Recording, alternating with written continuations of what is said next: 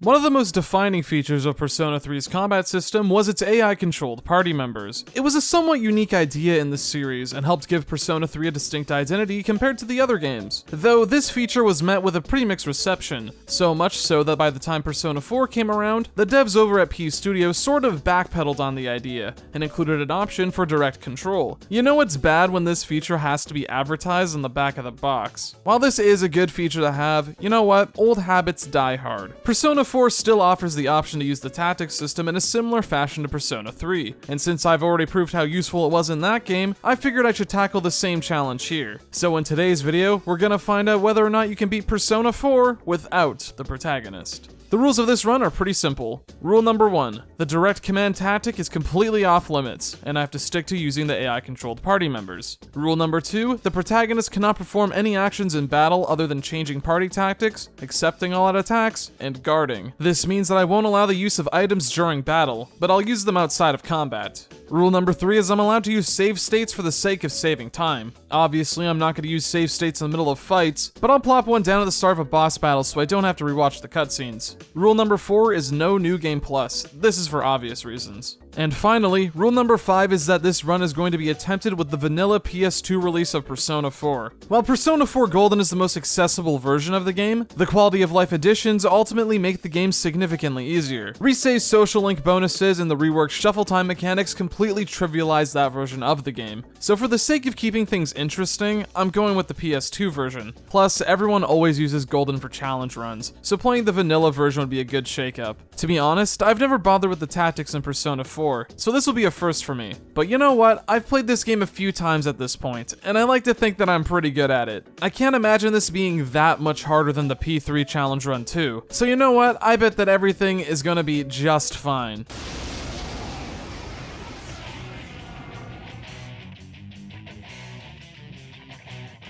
You've got to be kidding me. Yeah, just like last time, there's a forced battle at the start of the game where you have to use the protagonist. But for the sake of this run, we're just gonna ignore this. And until someone comes up with a Yosuke-less percent, I don't want to hear any complaints. The start of the game goes about the same as usual. After we name our character, we find ourselves moving to the town of Inaba so we can live with our cousin and uncle for 1 year, and once we settle in, we begin Persona 4's infamously long opening. We meet some of the characters, learn about the Midnight Channel, hear about the serial murders, discover the TV world, awaken to our persona, and after about 500 hours we unlock Yukiko's castle, and the run officially begins. The first mandatory visit to the TV world was a little intimidating. We only have access to Yosuke during this section of the game, and we're not allowed to leave until we beat Shadow Chie. Because of this, I want Yosuke to use as little SP as possible, so for most random encounters, I abuse the rush command to force him to use auto attacks, only letting him whip out his persona when I know he could take advantage of a weakness. It doesn't take us too long to reach the second floor of the castle, but before fighting the boss, I decide to take some time to grind up to level 5 to give myself an extra edge. Once I feel comfortable, I decide to give this boss a shot, and it was during this fight where I realized that we've run into a major problem. The tactics system in Persona 4 isn't nearly as robust as the one featured in Persona 3. We only have access to 4 tactics, those being Act Freely, Full Assault, Heal and Support, and Conserve SP. And unlike Persona 3, you don't unlock any more throughout the game. The ones you start with are the ones that you're stuck with. This means that there's no assigned target and knocked down tactic. Worst of all, there's no dedicated guard command, which is a pretty big deal. Guarding in Persona 4 is incredibly useful, since it allows you to basically cover your own weakness for 1 hit, while also just having the damage taken. Shadow Chie is supposed to drill the idea to guard in your head, since she has access to Mazio, which is Yosuke's weakness. However, the AI in Persona 4 never thinks to guard, unless there's no way for them to deal damage that turn. And since Shadow Chie loves to target Yosuke, this means that we're at a pretty big disadvantage. However, not all hope is lost. Yosuke starts off with healing magic, which means that as long as I use his turns spamming auto attacks, he'll have enough SP to keep himself alive. Shadow Chie also likes to waste a few turns refreshing her wind resistance, which I don't even plan on exploiting. The fight ends up falling into a pretty simple pattern from then on. Yosuke will auto attack for a few turns, get dizzy from bottomless envy, get back up, and repeat the process. Once this fight is almost over, I let Yosuke go for Garu so we can get an all-out attack and finish the job. After defeating the boss, Chie is able to muster up the courage to face her shadow, and because of this, she gains access to her persona and officially joins the party. This fight went a lot better than I thought it would. While I wasn't expecting it to be a run killer or anything, I'm a bit surprised at how simple it was, but trust me, things are only going to get a lot harder from here. Now that we have Chie in our team, the tutorial is officially over. We can now pick and choose what we do with our free time. I just have to make sure I rescue Yukiko before the deadline, or else it's a game over. Social links are going to be pretty important for this run. While I can't use skills in battle, having different personas will be a huge help in keeping the protagonist alive, and that bonus experience from fusion will go a long way in increasing my stats. But the social links that I want to hard focus on are the ones with the party members. Unlike in Persona 3, party member social links give the characters some extra bonuses in battle, such as exclusive knockdown abilities, curing status ailments, giving them endure, and most importantly, unlocking their ultimate personas. And in vanilla Persona 4, certain ultimate personas will shed that character's weakness entirely. So yeah, I'm gonna want to get these as soon as possible. While we're able to start the Magician social link with Yosuke and the Chariot social link with Chie, before we're allowed to advance them, I have to clear out Yukiko's dungeon. So later that day, we suit up and hop back into the TV world. Most random encounters here aren't very challenging. While we don't have a knockdown tactic, Full Assault sort of fulfills the same purpose. If a character has access to an enemy's weakness, they'll at least attempt to exploit it. Though this doesn't work when encountering new enemies, since the AI at that point won't know what the enemy is weak to, and will instead default to certain moves. So keep the characters on act freely until you for sure have the weakness recorded on the analysis sheet. In no time at all, we find ourselves on the 5th floor and are confronted by the mini-boss of this dungeon, the Avenger Knight. And we get completely decimated by him. Unlike Golden, this guy doesn't have a weakness and is strong against physical moves. He also hits like a truck in this version, so much so that Yosuke's healing can't keep up with it. While I did give this fight a few shots, I eventually give up for now so I can grind a bit. I managed to level up Slime to the point where he learns the passive skill for resist physical, which I then fuse into an Orbis so we can resist fire, which will be very useful for Shadow Yukiko. After grinding for a bit and buying some new equipment, I returned to the dungeon the following day to take on the Knight once again. I made some horrifying discoveries in this fight. Firstly, by setting Chie to heal and support, she'll stop going for physical moves and will instead opt to use only magic. Not exactly sure how this is healing or supporting me, but hey, I'll take it. The other, more grave realization is that the party members in this game don't use buffs. Let me say that again. The party members in Persona 4 can't use buffs, ever, not at all. No matter what tactic you have them set to, or whatever they're up against, they will never use buffs. Throughout this entire playthrough, it never happened once. Even skills like Mind Charge and Power Charge were completely off limits for some reason. This, on top of the lack of guarding, is going to be the source of major problems with this run. Yeah, so not only do I have to use the AI party members, but I also have to beat the game without buffs, so consider this a 2-for-1 special. Anyways, the Avenger Knight boss is pretty simple. Chie and Yosuke are going to be spending their turns slinging magic at the guy, while I sit there and pray that the boss targets me instead of them. My resist physical persona and guard command goes a long way in mitigating the damage received from his attacks, but if he happens to attack my other party members, Yosuke will at least be there to heal. With this strategy in place, the Avenger Knight goes down in no time, and a few floors later, we eventually make it to the top of the dungeon. I'm honestly a little worried about this upcoming fight, so instead of jumping in right away, I decide to take a few hours to grind. Once everyone reaches level 18 and both Chie and Yosuke learn attack all skills, I feel ready to attempt this fight. Shadow Yukiko is much more difficult in vanilla P4 than in Golden.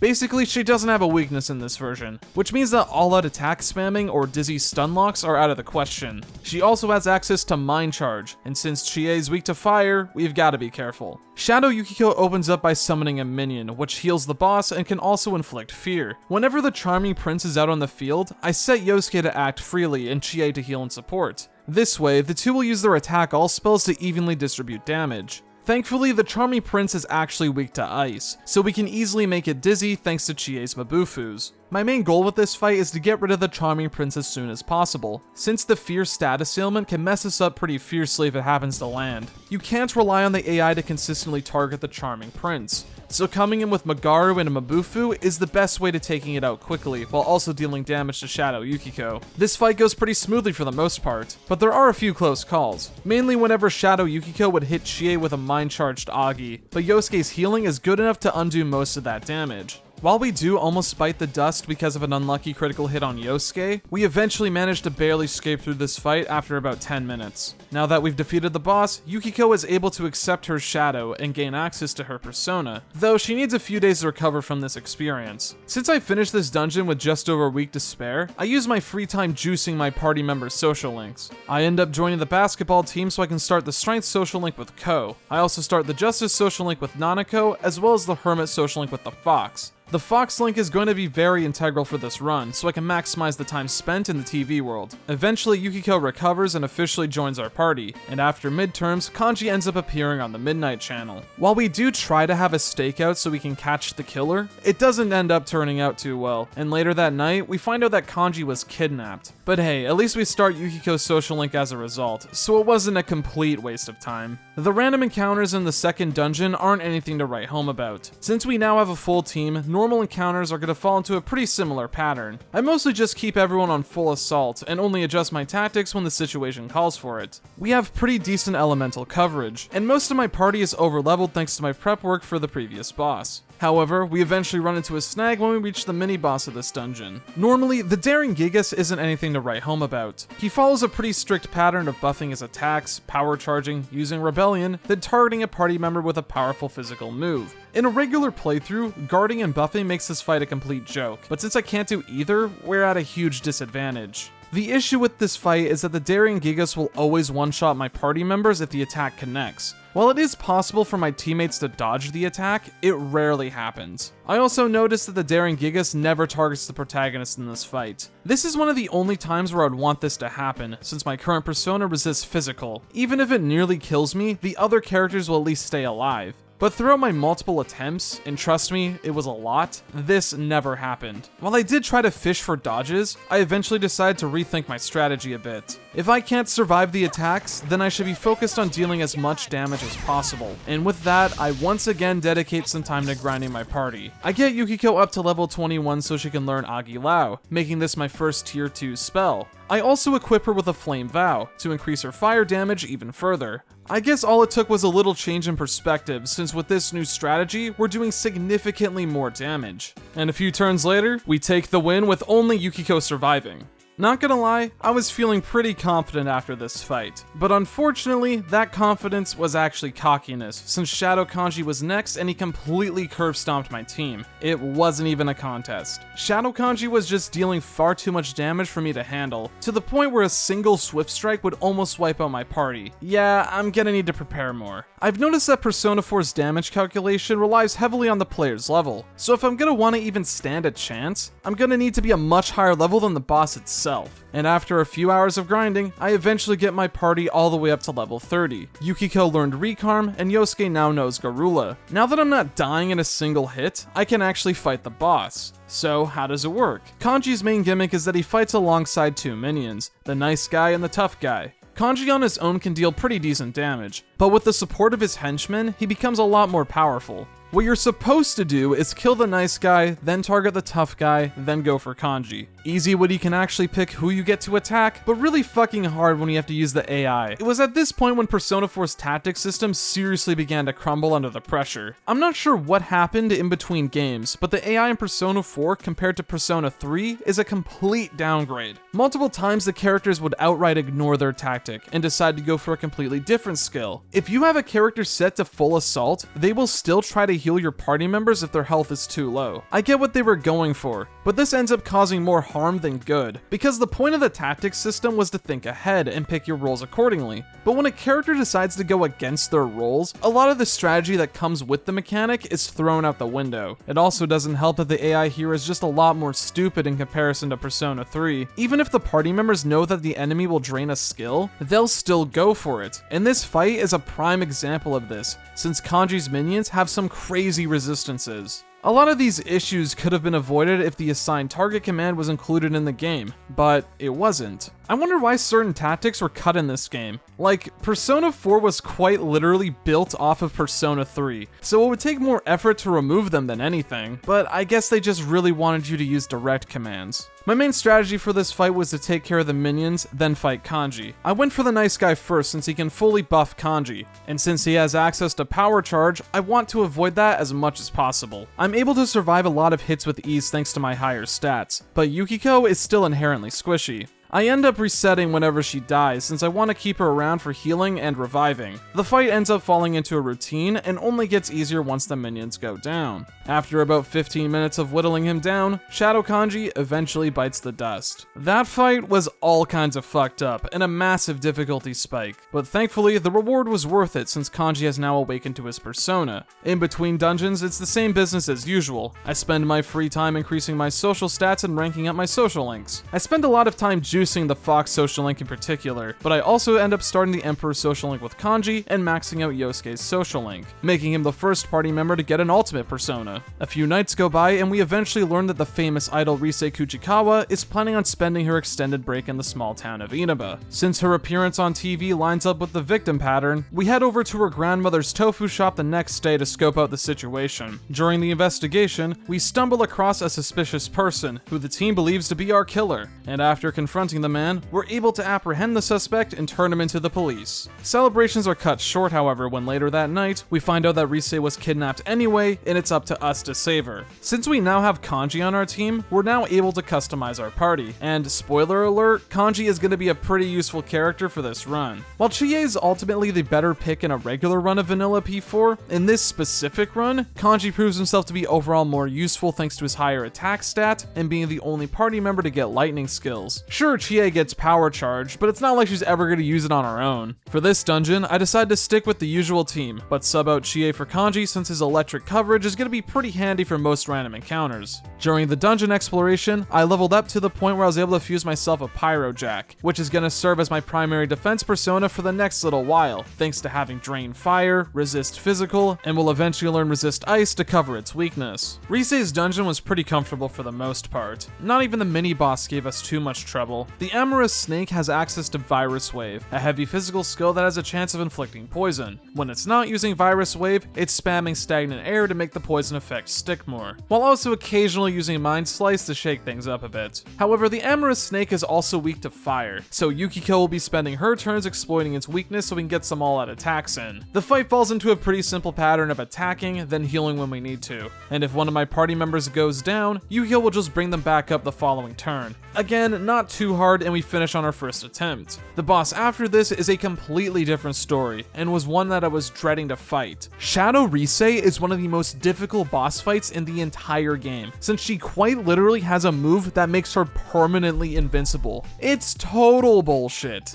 But thankfully, we have a Teddy-sized nuke at our disposal, and by using it, Shadow Rise goes down in a single hit. But as it turns out, this boss is a 2-for-1 special, since once Teddy begins to question the meaning behind his existence, a shadow is born. Shadow Teddy acts as this dungeon's primary boss, and while he isn't the most difficult one we've faced so far, he isn't exactly easy either. Shadow Teddy has access to a wide variety of skills, but his most deadly skill is Mabufula. Sure, Nihilhan looks intimidating and can cause party members to become dizzy, but it doesn't do enough damage to cause me to worry too much. By this point, Yukiko and Yosuke both have diorama, so anyone close to dying can get right back up. What I'm really worried about, however, is Shadow Teddy's mind-charged Mabufulas. Not only does this deal a crazy amount of damage to the party, but since Yukiko has an innate weakness to ice magic, it'll grant him a 1 more. This skill has the potential to one-shot most of my party if he tosses up a Marakunda beforehand, and the 1 more he gets off of this is just the icing on the cake.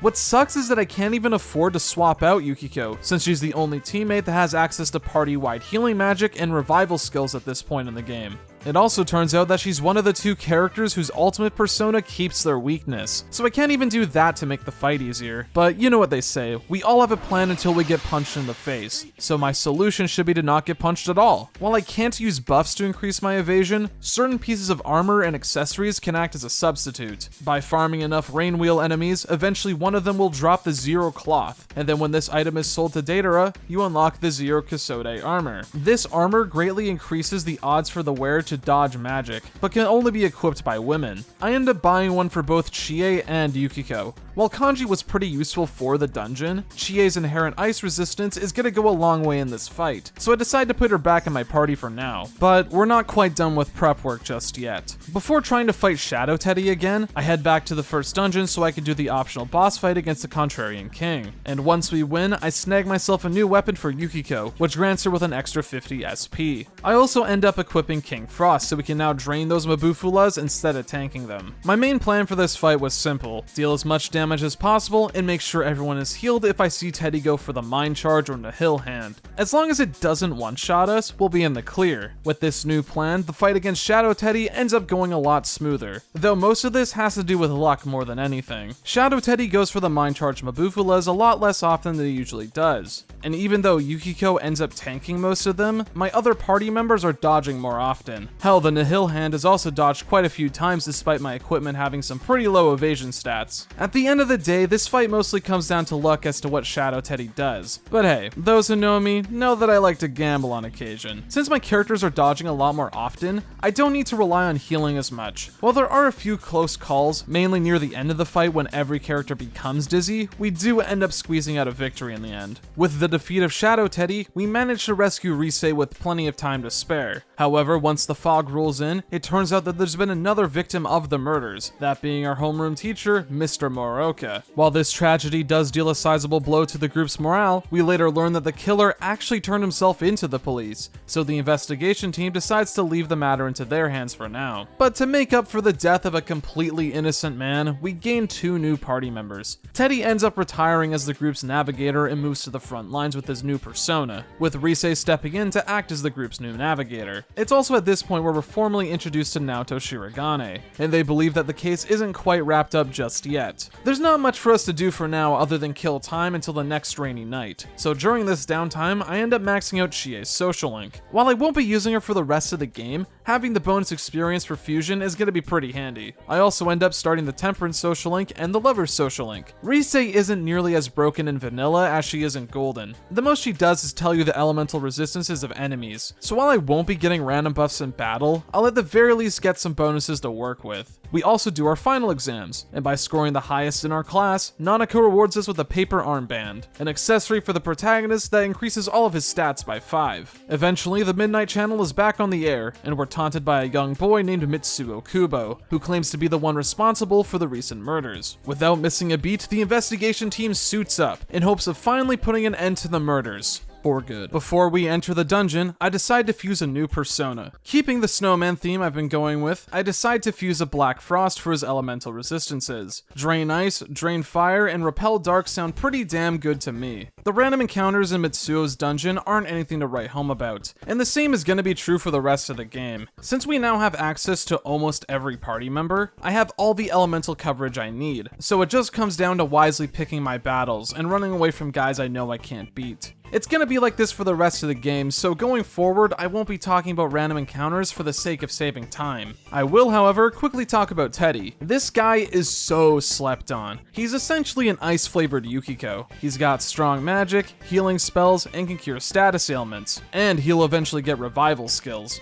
Because of this, Teddy is going to be a mainstay in my party for the rest of the game. Mitsuo's dungeon is one of the easier ones in the run so far thanks to my team composition. Not even the mini-boss stood much of a chance. While the Killing Hand itself doesn't have a weakness, the minion that it summons is vulnerable to wind attacks. And since that's Yosuke's specialty, we're able to snag some free turns off of it. The only thing to worry about is the boss's Deathbound, since it deals a decent amount of damage. But since Teddy starts with Meteorama, you'll be fine. Just make sure you set him to heal and support once in a while to keep everyone safe. In no time at all, we make it up to the boss room. I was sure that Shadow Mitsuo was going to be easy since the dungeon leading up to this point was pretty free, but I learned firsthand that overconfidence is the killer of challenge runs. My first few attempts at this fight didn't go so well. Simply put, I wasn't dealing nearly enough damage and was burning through SP way too quickly. Once I saw how much damage a single Megadola did to my party, I knew that I needed to do some prep work. First things first, I grinded everyone up to a more suitable level. Persona 4 is one of those games where you gain more experience points if you have less party members. So I did some solo grinding with Yukiko so I could level her up to the point where she learns Agidyne and Meteorama. I also leveled up Teddy and Yosuke to the point where they get their boost passives.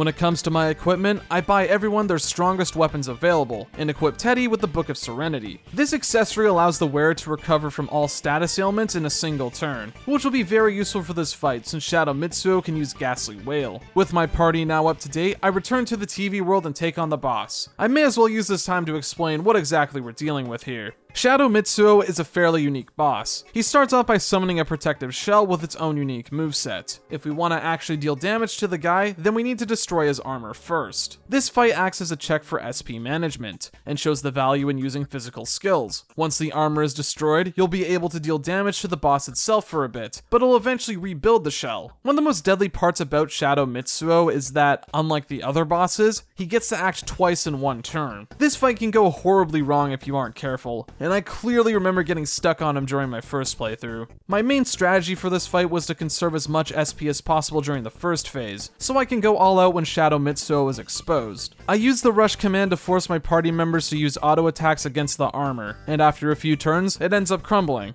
During the main meat of the fight, I keep everyone on full assault and just wail on the guy with magic. Yukiko's Agidines are doing a crazy amount of damage, but the other two aren't slouches in this fight either. The only thing that I'm worried about are Yukiko and Teddy's weaknesses. If Mitsuo exploits a weakness, he'll follow it up with a Megiddo that can be pretty threatening, even at my current level. You can tell whatever element he'll go for by whatever resist spell he casts. As long as he doesn't resist electric or ice, then I'll be good. But, as luck will have it, he starts to exploit Teddy's weakness, and he ends up going down a couple of times. Thankfully, Yukiko is there to bring him back up, but if she ends up going down as well, then we'll be in trouble. While Shadow Mitsuo is able to rebuild his armor once, it's no match for our overwhelming damage, and a few turns later, it's game over for our killer. Since we managed to apprehend Mitsuo so far ahead of the deadline, I've basically got the entire summer to work on my social links. I managed to max out Yukiko's social link. Afterwards, I max out Kanji's social link and start the Hierophant social link with Dojima. I also managed to finally wrap up the Fox social link, meaning that I now get the biggest discount for his SP recovery. We also get the added benefit of praying at the shrine, so I can rank up my social links faster. The last thing I get done during this break is fuse Rongda. Rongda is one of the most useful personas in this game, since she eventually learns the repel physical passive, which is going to be invaluable to us going forward. Once summer vacation ends, we learn that Naoto has transferred to our school since the police believe that she's no longer going to be a use for the case. Though, as we quickly learn, Naoto has her doubts that Mitsuo was the real killer, and believes him to be nothing more than a copycat. This theory is proven correct when we get back from our field trip to Gekkoukan High, since Naoto went and intentionally got herself kidnapped by the killer. A little extreme if you were to ask me, but when you're right, you're right. The secret base dungeon is one of my favorites in the game. The soundtrack is killer and the aesthetics are top notch. This dungeon really highlights just how much better the visuals are in the vanilla release than Golden. While Persona 4 Golden still looks great, the fog effects in the PS2 version are just so good. The light green haze really brings it all together if you were to ask me. Rest in peace, Renderware. Without you, the PS2 just wouldn't be the same. For this dungeon, I stuck with the same team as before, but ended up swapping out Yosuke for Kanji. This is because Shadow Naoto is actually weak to electric attacks, so the more damage the better. The main gimmick of this dungeon is that we have to collect card keys to progress, and the first key that we need is guarded by this Gundam looking ass boss. The Dominating Machine is a very easy boss. It only has access to 3 moves: Power Charge, Herculean Strike, and Last Resort. The latter is only used when the boss is at low health. For this fight, I had Rongda equipped to repel its physical attacks back at him, while everyone else would just spend their turns slinging their best attacks. Not much to say about this fight other than it's long, kind of boring, and make sure you heal before he uses Last Resort. Now that we've taken care of the Dominating Machine, the only other real threat in this dungeon is Shadow Naoto. But before we charge head on into this fight, I'm gonna do a little prep work. I ended up grinding Kanji and Teddy to the point where they learn their tier 3 magic attacks. I also grind Rongda to the point where she learns the repel physical passive, and after a somewhat complicated fusion chain, I managed to transfer it over to a Yatsufusa. Repel physical and wind, drain fire, and null light sound like a pretty good deal to me. With all this prep work done, you would assume that Shadow Naoto would be a breeze, and if this were a regular playthrough, you'd be right. But the funny thing about challenge runs is that they make you realize just how awful your favorite games are. Here's the thing, Shadow Naoto isn't challenging because of her moves or due to having smart AI. She's challenging because for some fucking reason or another, Yukiko's AI completely broke in this fight. You might have noticed already that Yukiko is only using her basic attack in this fight. and that is a major problem. No matter what tactic I have her set to, no matter how many party members are dead, the only thing Yukiko does in this fight is use her basic attack. So not only am I down a man thanks to not having the protagonist, but also Yukiko is completely useless, and she doesn't even do healing. This alone makes the fight way more difficult than it should be. Going from 3 members to 2 members will do that after all. This was the fight that made me fully realize just how stupid the AI in Persona 4 is. I'm not sure what the hell happened in between games, but the AI in Persona 4 is a massive downgrade compared to 3. Even if the P3 characters would sometimes choose skills that weren't the most optimal, they at the very least consistently did something in battle. But here's Yukiko over here, thinking she's hot shit or something and just refusing to do anything. I have never seen this happen in a Mega 10 game before, so if anyone has any insight on what's causing this, I would love to hear it in the comments. My main strategy for this fight was to let Kanji deal damage, while Teddy would provide support with his healing. Shadow Naoto has access to everyone's weakness, so hopefully she'll decide to go for wind attacks so my persona can reflect it back at her for bonus damage. I also want her to go for Brave Blade on my character as often as possible since the reflected damage is huge. The first few attempts of this fight don't go so well. Teddy is the linchpin holding my party together, and if he goes down, I may as well just reset. After a couple of attempts, I eventually land on a good enough cycle to bring the boss down to low HP, but at this point, Teddy's healing is starting to run dry. He's nearly out of SP by the time we reach this phase, and Naoto's attacks aren't letting up. But just when all hope seems lost, Yukiko suddenly remembers that she's a part of the team and starts healing my party. I am not joking. It took until Teddy was completely drained of MP for Yukiko to finally do something. And while she does go down after this, her healing bought us just enough time for one of Shadow Naoto's Magarodines to get reflected back at her to score us the victory. Jesus Christ. That fight was a roller coaster of emotions. Never before have I seen the tactics menu be this terrible, but hey, at least we won in the end. Since we've saved Naoto, she's able to confront her shadow and awaken to her persona. The following days go by as usual. Some notable highlights is that I managed to max out the Justice and Lover's social links, alongside starting the Moon and Devil. But before we know it, things suddenly take a turn for the worst. We receive a threatening letter in the mail, and a mysterious figure has also appeared on the Midnight Channel. A few days later, Dojima ends up catching wind of our involvement in the case, and sends us to the police station for interrogation. But while we're there, we find out that Nanako has appeared on the Midnight Channel, and is going to be the next murder victim if we don't do anything about it. After compiling all the evidence, we come to the conclusion that the ex-politician Toru Namatame is behind these serial kidnappings, and with no time to waste, Dojima gives chase. Though he ends up getting into a head-on collision and needs to be rushed to the hospital. With our murderer located, it's now up to the investigation team to storm into the TV world, rescue Nanako, and bring Namatame to justice. Naoto is the final party member to join our group, and while she can be pretty useful for clearing out random encounters, I don't plan on keeping her in my party for long. In Persona 4 Vanilla, she only has access to instant kill magic, almighty spells, and physical damage, making her inherently not as versatile as in Golden. But what also sucks is that unless the enemy is weak to light and dark skills, she'll never go for them, instead opting to only deal almighty damage. While Naoto can be a pretty decent party member, for this run specifically, her usefulness peaks in heaven. With my current team, we're able to quickly clear out most of the dungeon, and on floor 7, we come across the World Balance mini-boss. This fight isn't very challenging. The World Balance has access to single target tier 3 spells, as well as Mind Charge. While this sounds threatening, his AI isn't smart enough to recognize enemy weaknesses, and instead picks its targets at random. Since at this point my party has access to their elemental boost skills and accessories that increase their elemental damage, this fight goes down pretty quickly. Before long we reach the top of heaven, but before we challenge Namatame, I decide to fuse a new persona. At this point in the game, I was a high enough level to do the Trumpeter's special fusion, and due to his inherent resistances, he's gonna make for the perfect defense persona.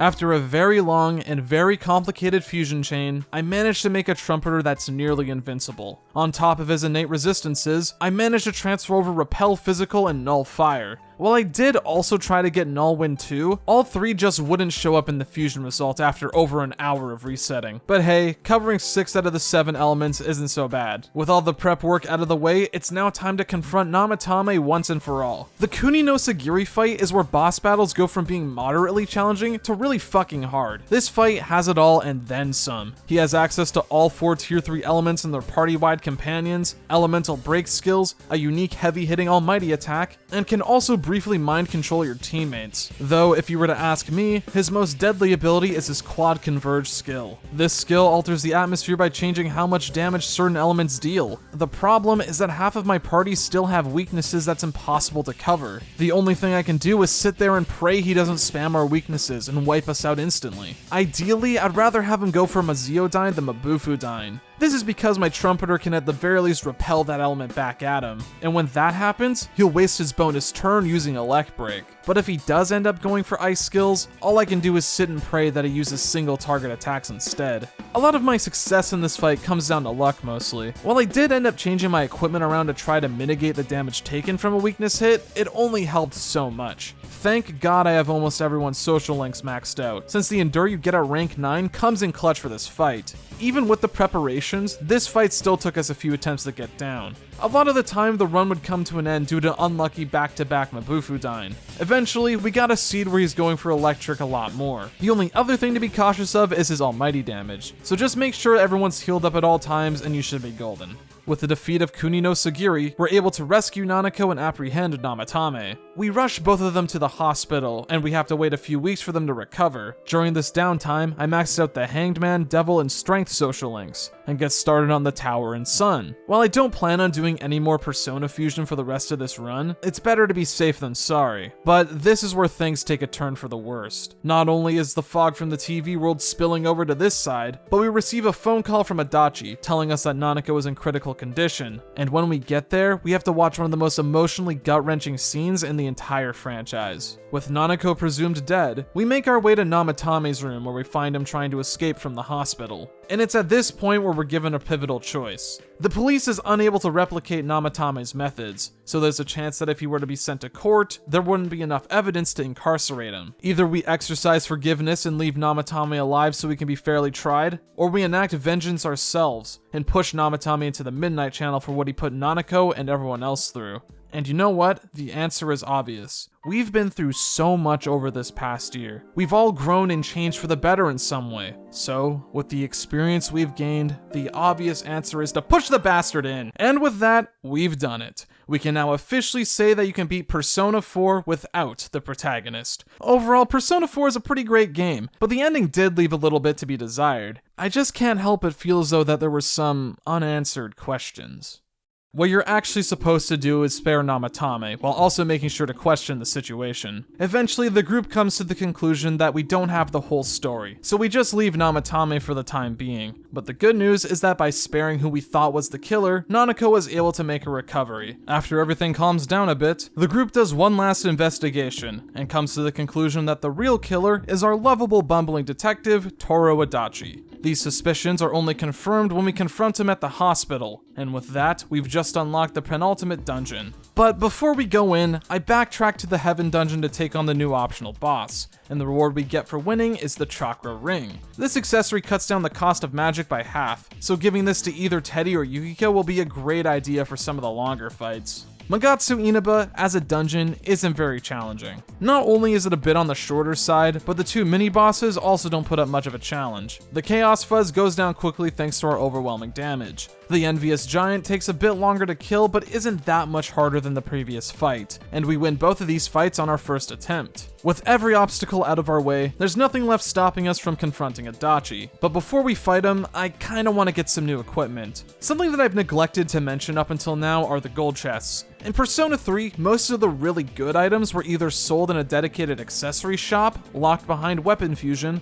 or were just hard items tied to specific personas. Persona 4 attempted to rebalance some of these items by locking them behind gold chests that need keys to be opened. This is fine, but the issue is that it mostly comes down to the luck of the draw as to whether or not you actually get an item worth a damn out of these. It's the reason why I haven't been mentioning the items I've gotten in this run, unless I'm supposed to bust a nut from getting an accessory that boosts the damage for a character I don't even use by 10%. But while casually exploring Magatsu Inaba, I actually found out you can obtain the Divine Pillar from these chests, which is actually a really handy item. With this item, the protagonist is basically unkillable, and it's possible to get multiple copies of it if you're lucky, so I'm absolutely gonna grind more chest keys later on. During this dungeon, I also decide to level up everyone to the point where they learned all of their skill set. With my builds finalized and the Divine Pillar in my hand, I feel pretty comfortable fighting the bosses of this dungeon. First up to bat is Adachi. Something to keep in in mind is that Adachi has a 50% resistance to physical attacks, so magic is the way to go for this fight. Fun fact, a lot of bosses actually resist physical, so in case you're one of those people who think the bosses in this game are too spongy, try using magic instead.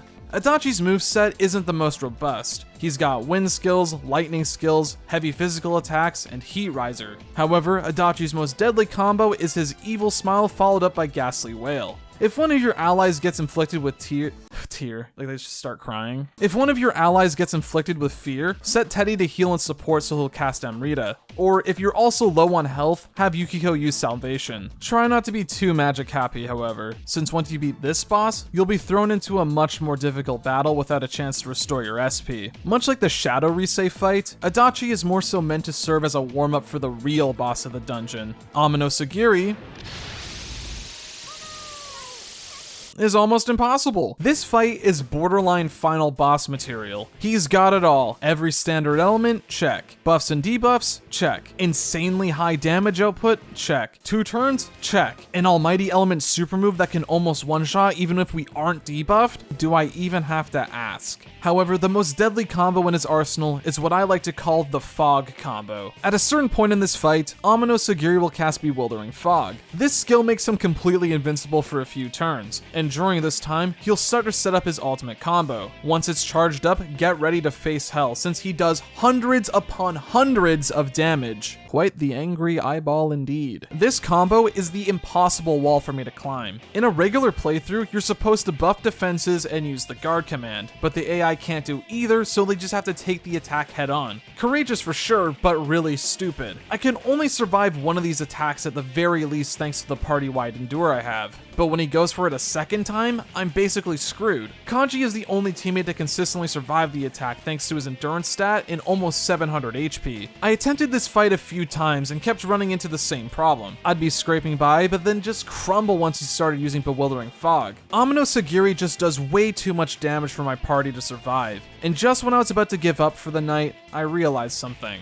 My protagonist currently has the Divine Pillar, but since he's already always guarding, he's inherently just gonna take a lot less damage from the Fog combo. So why not just give the Divine Pillar to someone else instead? Once this idea came to me, I quickly came up with a new plan of action. I swapped out Teddy's current accessory in exchange for the Divine Pillar, and make sure that he's the second member in my party. Turn order in bosses is dictated by party order, so if Teddy takes up the second slot, he'll be the first person to act once I start guarding. Party members prioritize healing each other unless everyone is in critical condition, but thanks to my guarding and Kanji's high HP, Teddy will decide that the better action would be to cast Sama Recarm on whoever's down. I want Yukiko to keep the Chakra Ring for the sake of more efficient healing. By placing her to go after Teddy's turn, this will ensure that she'll instantly cast healing magic upon being revived by Teddy. With this convoluted setup, I can assure that Teddy survives the Nebula Oculus so that Yukiko can be revived every time. The only issue with this plan is SP management. If Teddy is dealing consistent damage to the boss, he can only revive Yukiko so many times in the fight, and if he goes down from the Fog combo, then we may as well just kiss that attempt goodbye. Though thanks to the Divine Pillar, Teddy is able to just barely survive the Nebula Oculus with over 100 HP to spare, and with that, we've got the rest of the fight on lockdown. As long as we're able to deal consistent damage to the boss and not get hit with unlucky crits, we'll be in the clear. While we do have a close call near the end of the fight since the AI refused to heal my team, we managed to make a comeback and steal a victory thanks to Kanji's Primal Force. Jesus Christ, that was something. This fight alone was more challenging than pretty much everything in the Persona 3 challenge run, but it's still worth noting that this fight is only half as difficult as any stage in Pong the Next Level. With the source of the fog destroyed and Adachi apprehended, we're now able to finally say that the Inaba murder case is officially solved. With peace now returned to the small town of Inaba, the next couple of months fly by in a flash, and before we know it, it's our last day in town. Before we pack up for good, we visit all the friends we made along the way to say goodbye. We also make one last trip to Junes to reflect on what we went through this past year. But during the conversation, we come to the realization that we never learned the true meaning behind the Midnight Channel, and where our power to use a persona even came from. Curiosity gets the better of us, and before we know it, we once again find ourselves running around town.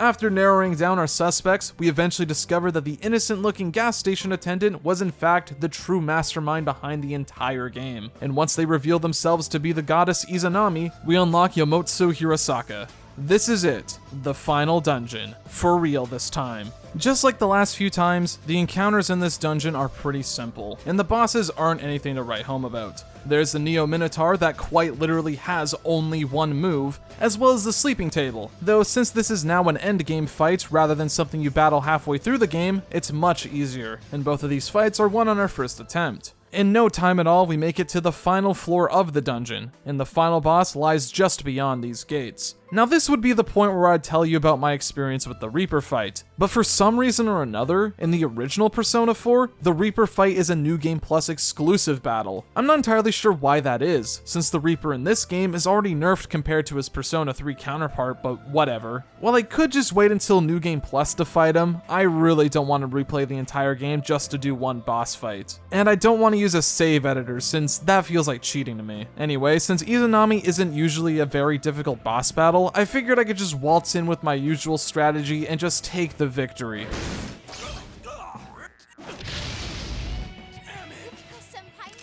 Oh no. I'm not kidding when I say that Izanami is the most difficult boss in this entire run. Fitting for the final boss, I guess, but disastrous for me. Izanami has the highest stats and level out of every other encounter we faced. She has access to every element, has a crazy amount of HP, has a hidden 50% physical damage reduction, and gets to act twice in one turn. She's essentially a souped up Amino Sagiri if you can believe it. While this is manageable on its own, what makes this fight so difficult is the SP management. You see, Izanami's boss fight is split up into two distinct phases. Phase 1 is pretty simple aside from the Mind Charge Megadolions, but Phase 2 is where the real bullshit starts. At this point, Izanami slowly begins to phase out magic in favor for just spamming almighty moves. Her resistances also changed slightly. Before, she took neutral damage to all elements, but now inherently drains electricity, which wouldn't be so bad, but since my trumpeter repels electric, this means that I can accidentally heal her if she goes from a Zeodyne.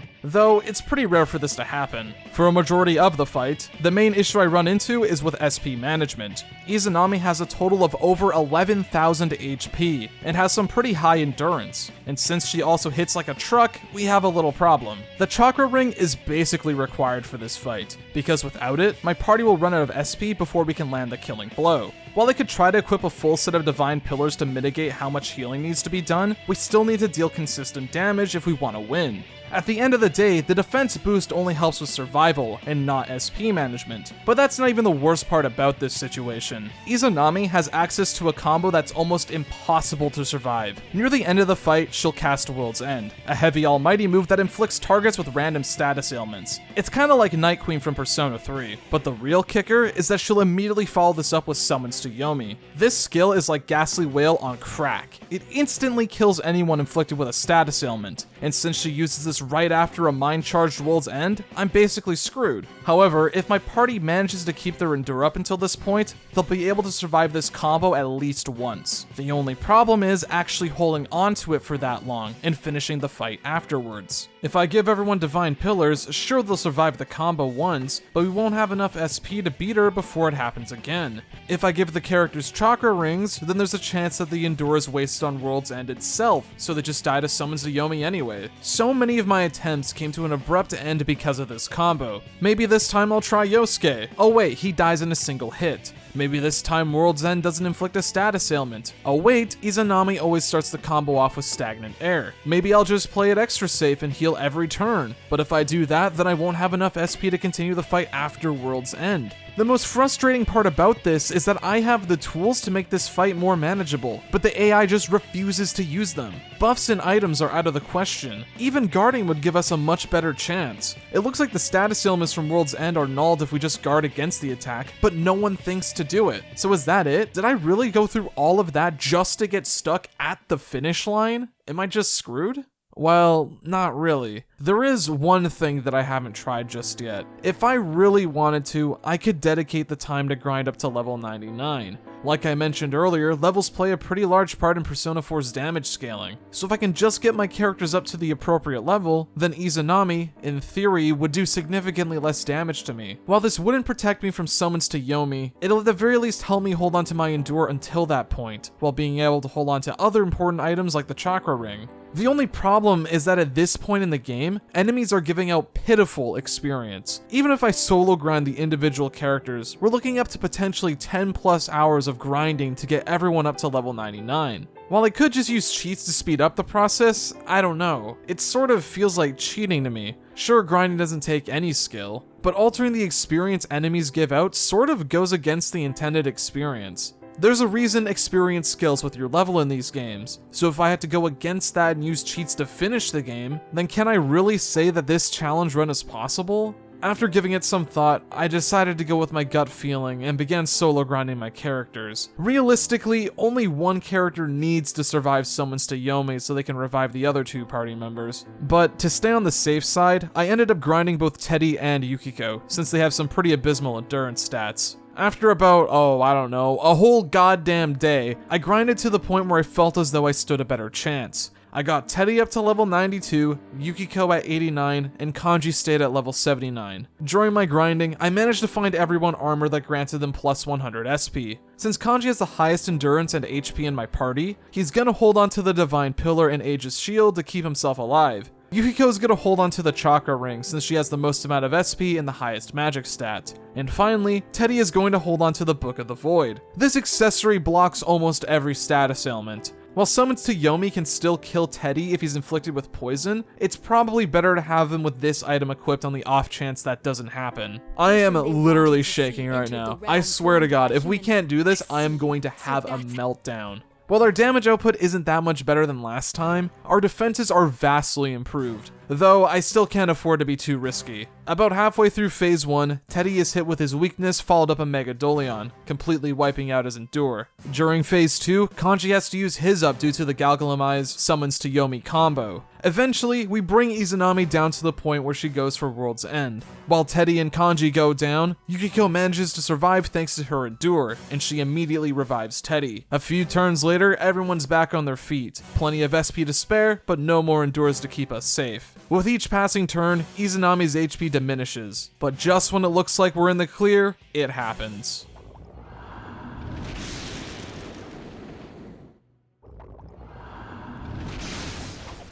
At this point, my heart is racing. If we don't finish her off this turn, she's going to cast World's End and will die. There isn't anything else I can do other than full send it, and we're not giving up now.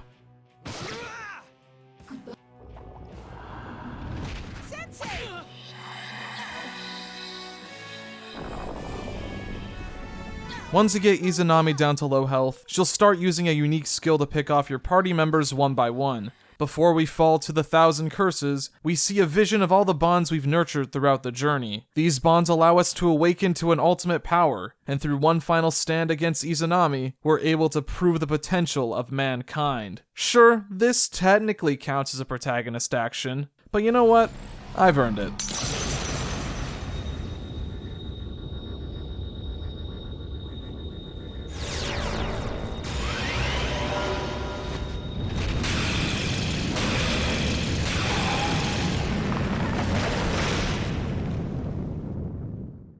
With the defeat of Izanami and all loose threads tied up, we can now leave Inaba with a clear conscience. The following day, we all meet one last time at the station, and after we say our goodbyes, we get on the train. While it is time for us to go home, the bonds we share with our companions is everlasting, even if we never see each other again. Who am I kidding? And with that, it's over. We can now officially say that you can beat Persona 4 without the protagonist. This run was way more challenging than I was expecting it to be. While I knew going in that the vanilla version of Persona 4 was going to be the more difficult way to play the game, what I was not ready for was just how terrible the AI is in this game. It's clear to me that the game was not designed with the tactics system in mind, and the developers really wanted you to play with direct commands. I find it weird that they even bother including the tactics system because of how horribly gimped it is in Persona 4. And because of this, I can't really recommend anyone try this run unless they have a whole lot of patience, or if they do it in Golden, since I can imagine the run being much easier. I don't regret the experience, however. It was nice finally getting to fully experience the PS2 version of Persona 4, and in a lot of ways, I find it to be the better version version of the game, mainly from a visual standpoint. The overall atmosphere is so much better in this version, and the gameplay is a hell of a lot more balanced, though my opinion might be slightly skewed on that front. If you're one of those people who just love ball-busting challenge runs that rely a lot on luck, then I suggest you try this out yourself. But be warned, this challenge is not for the faint of heart. Hey everyone, thanks for watching. I'd like to give a special shout out to all of my channel supporters whose names are on screen now. It's because of these lovely people that I'm able to make videos at the pace I do currently. These videos take a while to make, so if you're at all interested in helping out and donating, you can do so through my Patreon or channel memberships. I have a few things I can offer in return, such as early video access, a special Discord role, and even some behind the scenes content on occasion. Every donation helps, and if the rewards I mentioned sound interesting to you, then you can find out more by following the links in the description. In terms of future projects, the next video will most likely be on another Devil May Cry game. It's been almost a year since the video I made on DMC4, so I've been itching to go back to that series for a while now. I've had all the footage recorded for a few months at this point, so the turnaround time on that one shouldn't be very long. I've also been thinking about giving SMT Nocturne a challenge run of its own. I've been having a lot of fun making these for the Persona games, so I figured that branching out into mainline SMT games would be interesting to see. Plus, Nocturne is just one of my favorite games in general, so I've just been in the mood to play it for a while now. If you want to stay up to date with that in future projects, be sure to follow my Twitter and join my Discord server. Both will be linked in the description. And hey, while you're at it, why don't you just hit the subscribe button? It'd be kind of cool if you did. Once again, I'd like to thank you all so much for watching, and I hope to see you all next time.